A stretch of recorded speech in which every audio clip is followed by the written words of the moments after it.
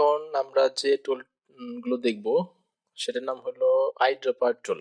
এটা করতে গেলে প্রথমে আমাদের একটা ছবির প্রয়োজন হবে। ফাইল থেকে ওপেন থেকে আমরা এখান থেকে যে কোনো একটা ছবি ওপেন করে নিই। আমরা এখান থেকে আমাদের পছন্দ মতো যে কোনো একটা ছবি ওপেন করি। এখান থেকে যেমন এই ছবিটা ওপেন করলাম। ওকে, এখন আমরা দেখব এটার কাজ। আইড্রপার টুল এটার কাজটা হলো যে ছবির যেখানে আমরা ক্লিক করব সেই কালারটা আমাদের এই ফোরগ্রাউন্ড কালারে সেট হয়ে যাবে। দেখেন এখানে এই হলুদে ক্লিক করলাম, হলুদ অংশ সেট হয়ে গেছে। এই চুলের এখানে ক্লিক করলাম, চুলের অংশটা কালোটা সেট হয়ে গেছে। ফেসের এখানে ক্লিক করলাম, ফেস কালারটা সেট হয়ে গেছে। অর্থাৎ আপনি ছবির কোনো অংশ, ছবির কোনো কালার যদি আপনি এই ফোরগ্রাউন্ড কালার নিতে চান তাহলে আপনার এখানে ক্লিক করতে হবে। যেখানে ক্লিক করবেন সেই কালারটা এটা সেট হয়ে যাবে। ঠিক আছে, এটা কেন নিতে হয়? প্রশ্ন হলো আমাদের এটা কেন নিতে হয়। ঠিক আছে, এটা নেওয়ার অর্থটা হলো যেমন এই ছবিটা আপনার পুরাতন একটা ছবি আছে আপনার হয়তো অ্যালবামে ছিল, সেটা স্পট পড়ে গেছে। অর্থাৎ এখানে কিছু কিছু জায়গায় স্পট পড়ে গেছে। এখন এই জায়গাটায় সাপোজ আমরা একটু দেখাই। যেমন সাপোজ এখান থেকে আমরা একটু দিলাম, এখানে একটা স্পট পড়ে গেছে। এখন আপনার এই স্পটটাতে তুলতে হবে। আপনাকে তুলে কি করতে হবে? এই পাশের কালারটা এটার উপর বসাতে হবে। অর্থাৎ এই জাতীয় কাজ করার জন্য আমরা কি করতে পারি? এই আইড্রপার কালারটা নিতে পারি। অর্থাৎ এখানে ক্লিক করলাম, এই কালারটা এখানে বসলো। এখন এই রংটা আমি এটার উপরে বসাই দিতে পারি। বসাই দিলে কি হবে? আমাদের মনে হবে এটা রংটা আগের মতো হয়ে গেছে। ঠিক আছে, এই জাতীয় কাজের জন্য আমরা কি করতে পারি? এই এটা ইউজ করতে পারি, আইড্রপার টুল ইউজ করতে পারি। আইড্রপারের তাহলে কাজটা হলো ছবিতে আমাদের ছবি যে আছে, ছবিটার যে অংশটা ক্লিক করবো সেটাই আমাদের এই ফোরগ্রাউন্ড কালার হিসেবে সেট হয়ে যাবে। এটা হলো আমাদের আইড্রপারের কাজ। উপরে তেমন কোনো অপশন নেই এটার।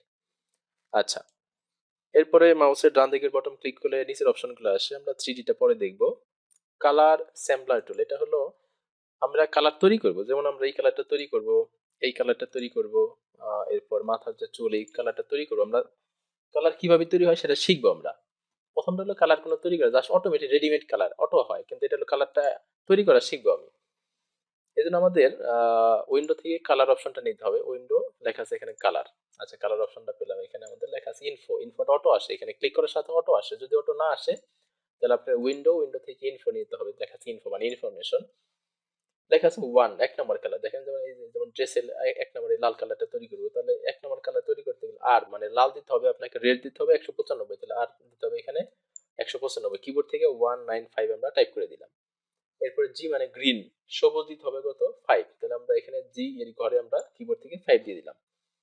এরপরে বি মানে ব্লু, নীল দিতে হবে 39, তাহলে বি এর ঘরে এখানে একটা এবার মাউস সিলেক্ট করলাম 39 হয়ে গেল। আমাদের এখানে লাল রংটা কিন্তু অটোমেটিক সেট হয়ে গেল এখন। অর্থাৎ এটা হলো কালার তৈরি করা শিখা। অর্থাৎ লাল কালার তৈরি করতে গেলে আমরা আর নিতে হবে 195, জি নিতে হবে 5 এবং বি নিতে হবে 39। অর্থাৎ এই কালারটা যদি মনে রাখি আমরা তাহলে অটোমেটিক এই কোড মনে রাখলে আমরা এই কালারটা তৈরি করতে পারবো। এটা যদি শিখতে চান, শিখার জন্য এটা। এরপর যেমন 2 নম্বর কালারটা হলুদ কালার। এই হলুদ কালার তৈরি করতে গেলে আমাদের এখানে যেমন 1 নাম্বার এটা লেখা আছে 2, তাহলে আর নিতে হবে কত? 234, তাহলে আমাদের আর নিতে হবে, লিখলাম এখান থেকে 2 3 4। এরপরে জি নিতে হবে 202, তাহলে আমরা জিটা নিলাম 202। বি নিতে হবে 33, তাহলে বি নিলাম 33। অটোমেটিক দেখেন হলুদ কালারটা তৈরি হয়ে গেল। ঠিক তেমনি আমরা যে চুলের যে ব্ল্যাক কালার এটা তৈরি করবো, তাহলে আমাদের 3 নম্বর আর নিতে হবে 37, আর নিতে হবে 37, জি নিতে হবে 27, জি নিলাম 27 এবং বি নিলাম 25, বি নিলাম 25। দেখেন আমাদের ব্ল্যাক কালারটা তৈরি হয়ে গেছে। এটা হলো কালারটা আপনার তৈরি করা শিখা। ওকে, ঠিক আছে, আমরা এটাকে আমরা ক্লিয়ার করে দিই। সবগুলো ক্লিয়ার চলে গেল। আচ্ছা, এখন আমরা দেখি আর নিচে কি আছে। এরপর আছে কি রুলার টুল। রুলার মানে মাপা। অর্থাৎ এই ছবিটা যেমন আমরা এই ফেসটা চেঞ্জ করবো, অন্য একটা ফেস এখানে জোড়া দেবো, তাহলে আমরা ফেসটা মাপি। ফেসটার হাইট কত আছে তা দিলাম। উইন্ডো থেকে ইনফো নিয়ে আসলাম। দেখেন এই যে লেখা আছে এখানে এইচ মানে হাইট, ডাব্লিউ মানে ওয়াইড। হাইট আছে কত? 5.161 ইঞ্চি, অর্থাৎ এটুকুর এত ইঞ্চি আছে। ওয়াইড কত মাপি আবার? এই ফেসটা চেঞ্জ করতে গেলে ওয়াইড আছে কত? ডাব্লিউ 4.111 ইঞ্চি, 4.111 ইঞ্চি।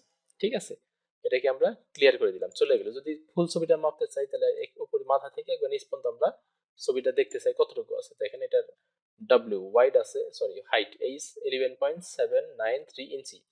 আর ওয়াইড কতটুকু আছে? ওয়াইড আছে আমাদের টেনে ধরি, এরকম মাউসটা ড্রাগ করে ডান দিকে টেনে ধরলাম। ওয়াইড আছে 13.417, সরি বাংলা ইংলিশ মিলিয়ে যাচ্ছে। যা হোক 13.417 ইঞ্চি আছে আমাদের হোয়াইট, ঠিক আছে। এইভাবে আমরা ছবির যে কোনো অংশ মাপ দিতে পারি, ঠিক আছে। এটাকে বলা হয়, এটার উপরে তেমন কোনো অপশন নেই, জাস্ট একটা ছিল ক্লিয়ার। আচ্ছা, এরপরে কি আছে, এরপরে আছে হলো নোট টুল।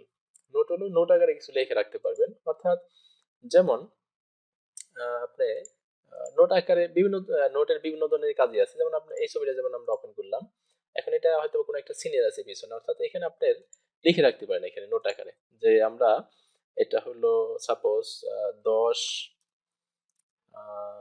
10/4/2020 আমরা 3 PM, এটা কোথায়, এটা সাভার বাস স্ট্যান্ড, বা এটা লিখলাম আমরা কক্সবাজার, কক্সবাজার, অর্থাৎ এপ্রিল মাসের 10 তারিখ 2020 সালে তিনটার সময় আমরা কক্সবাজার ছিলাম, এটা আমরা লিখে দিলাম এখানে, জাস্ট এখানে লেখা আছে, এটা লিখে সেভ করে রাখতে পারি।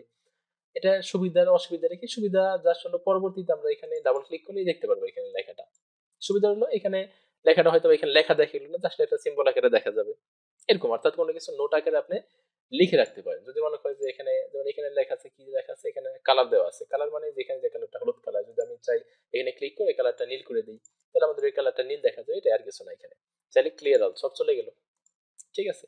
অথবা এরকম যদি হয় যে আপনি একটা কোম্পানিতে চাকরি করেন, সেখানে আপনাকে একসাথে 10টা বা 15টা ছবি দেওয়া হলো, বলা হলো ছবিটার মানে বিভিন্ন ধরনের কাজ আপনাকে বুঝাই দেওয়া হলো, এই ধরনের কাজগুলো করেন, বলা হলো এই ছবির ব্যাকগ্রাউন্ড আপনি চেঞ্জ করে পিছনে সাদা দিবেন।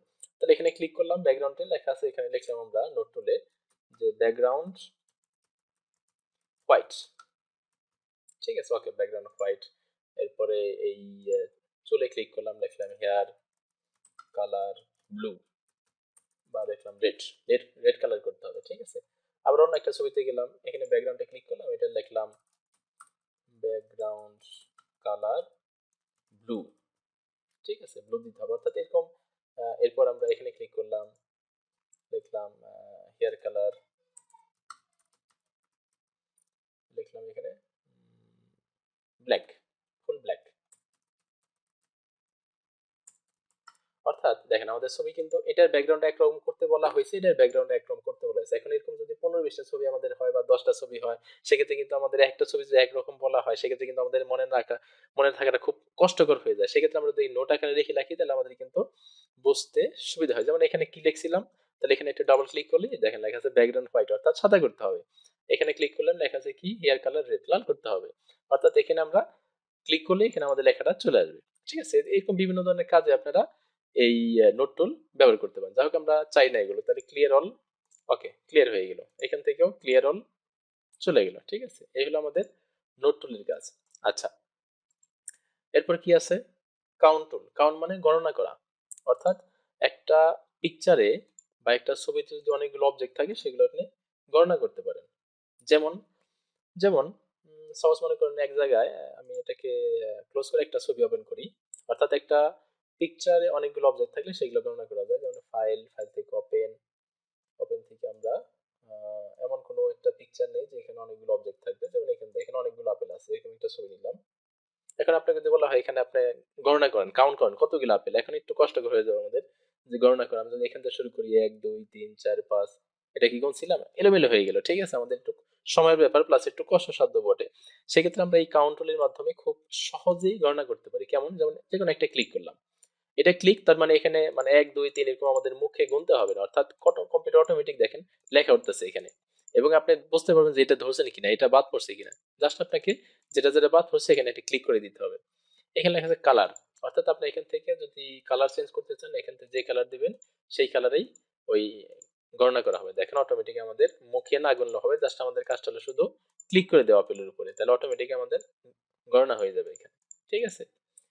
এই হলো আমাদের কাউন্ট টুল, অর্থাৎ কোন একটা পিকচারে যদি অনেকগুলো অবজেক্ট থাকে সেগুলো আপনি গণনা করতে পারেন। যাই হোক আমি লাগবে না আমাদের, তাহলে আমরা কি করতে পারি, এখান থেকে ক্লিয়ার চলে গেল। এটার উপর তেমন কোনো সাব অপশন নেই, তাহলে আমরা এখান থেকে প্রথম অপশনটার নাম হলো দেখছিলাম আই ড্রপার টুল, অর্থাৎ যে কোনো একটা ছবির কি করতে পারি, কালারটা ফোরগ্রাউন্ড কালার হিসেবে এখানে নিতে পারি। এরপর আছে কালার রিপ্লেসমেন্ট টুল, অর্থাৎ কালারটা কিভাবে তৈরি হয় সেটা করতে পারি। এরপর আছে রুলার টুল, যে কোনো একটা ছবি মাপতে পারি। এরপর আছে নোট টুল, নোট আকারে যে কোনো একটা ছবির কিছু লিখে রাখতে পারি। এরপর আছে কাউন্ট টুল, মানে গণনা করা, অর্থাৎ একটা পিকচার যদি অনেকগুলো ছবি থাকে সেগুলো আমরা গণনা করতে পারি, ঠিক আছে। তো আগেই বারবার কিন্তু আমি বলতেছি, সেটা হলো আপনাকে এই যদি ফটোশপের এই টুলগুলো আপনাকে ভালো মতো আয়ত্ত করতে চান, তাহলে অবশ্যই অবশ্যই আপনাকে প্রচুর পরিমাণে প্র্যাকটিস করতে হবে। প্র্যাকটিস না করলে কিন্তু আপনি পারবেন না। আমরা অনেক সময় বেশিরভাগ কি করি, ইউটিউবে যখন আমরা এই টিউটোরিয়াল গুলো দেখি, তখন কি হয় যে একসাথে মানে প্রথম দেখতে দেখতে একসাথে দেখলে অথবা টুলের অর্ধেকই শেষ করে ফেললাম একদিনে, খুব ভালো লাগলো, কিন্তু দেখা গেলো আবার এক সপ্তাহে খবর নেই। এক সপ্তাহে প্রথম মনে হলে পারলাম, কিন্তু পরবর্তীতে এক সপ্তাহ পরে করতে গেলে দেখবেন আর পারেন। এই জন্য অল্প অল্প করতে হবে এবং সেটা কন্টিনিউ করতে হবে। ঠিক আছে, যে করলাম আবার রেখে দিলাম, করলাম রেখে দিলাম, এরকম করলে কিন্তু আমরা কখনোই পারবো না। তার মানে এটাকে কন্টিনিউ করতে হবে। ঠিক আছে, ওকে, ধন্যবাদ।